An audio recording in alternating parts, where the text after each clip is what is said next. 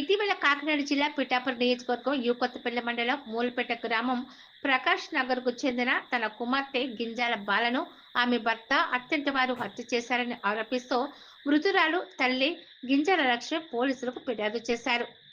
అప్పటికే అత్యంత వారు బాల మృతదేహాన్ని పూడ్చివేశారు. ఈ సంఘటన 10 రోజుల క్రితం జరిగింది. ఈ నేపథ్యంలో 8 రోజుల క్రితం కొత్తపల్లి పోలీసులు పూడ్చివేసిన మృతదేహాన్ని వెలికితీసి రీపోస్ట్ మార్టం నిర్వహించారు. మృతదేహానికి రీపోస్ట్ మార్టం చేసిన అనంతరం వారం తర్వాత కొత్తపల్లి స్టేషన్లో Pithapuram CI J Srinivas, Kothapalli SI Venkatesu విలేకరుల సమావేశం నిర్వహించారు.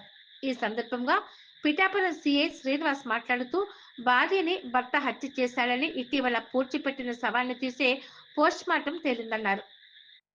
భర్త భార్యని తలగడతో ఊపిరి ఆడకుండా చేసి చున్నీతో నులిమి చంపేసి ఆ విషయాన్ని ఆత్మహత్యగా చిత్రీకరించారని వారు తెలిపారు. పోస్ట్ మార్టం నిమిత్తం ఈ వివరాలన్నీ తెలిసాయని తెలిపారు. నిందితుడైన ప్రసాద్ రిమాండ్కు పంపించినట్లు కూడా వారు తెలియజేశారు. గ్రామంలోని 18వ తారీఖు నైటు 19వ తారీఖు ఈ రాచపల్లి బాల అనేటువంటి ఆమె సహజ మరణం జరిగిందనేటువంటిది తన భర్త, అమ్మాయి తాలూకా తల్లిదండ్రులు కూడా ఆ డెడ్ బాడీని ఖననం చేయడం జరిగింది. 2 రోజుల తర్వాత ఈ రాచపల్లి బాల వాళ్ళ అమ్మగారు అయినటువంటి లక్ష్మి గారు వచ్చి ఒక ఫిర్యాదు ఇచ్చారు.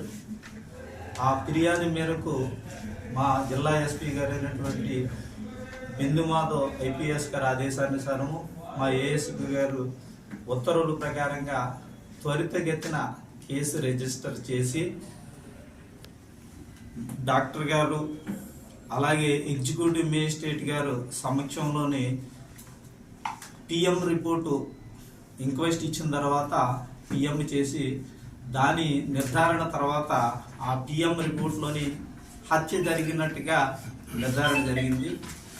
త్వరితగతిలో బృందాలను ఏర్పాటు చేసి ఎస్ఐ గారిని, అలాగే నాదొక బృందం, అలాగే ఇంకొక ఎస్ఐ గారు అయినటువంటి టౌన్ ఎస్ఐ గారు బృందాలుగా ఏర్పాటు చేసి ముద్దాయి గురించి ఎవరైతే భర్త ఉన్నాడో రాచపల్లి ప్రసాద్ గురించి తిరుగుతున్నప్పుడు పోలీసు వారి దగ్గరికి వస్తే కొడతారనేటువంటి ఉద్దేశంతో విఆర్ఓ దగ్గరికి వెళ్ళిపోయి లొంగిపోవడం జరిగింది.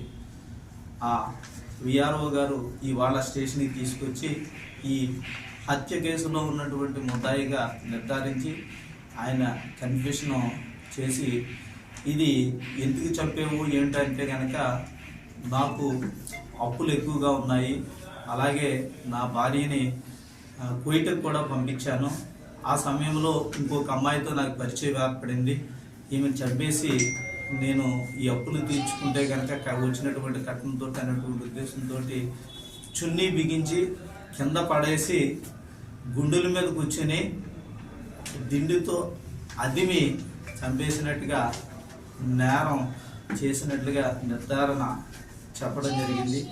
దాన్ని మేము రిమాండ్ రిపోర్టు రెడీ చేసి ఇవాళ ఏజేఎఫ్ఎం కోర్టు పిఠాపురం వారి దగ్గరికి పంపించడం జరుగుతుంది.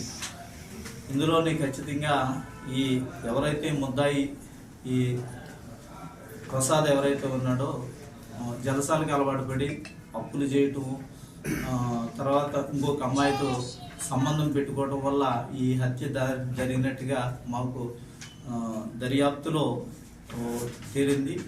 ఇంకా ఫర్దర్ దర్యాప్తు కూడా చేస్తామనేటువంటిది అందరికీ కూడా తెలియజేస్తుంది.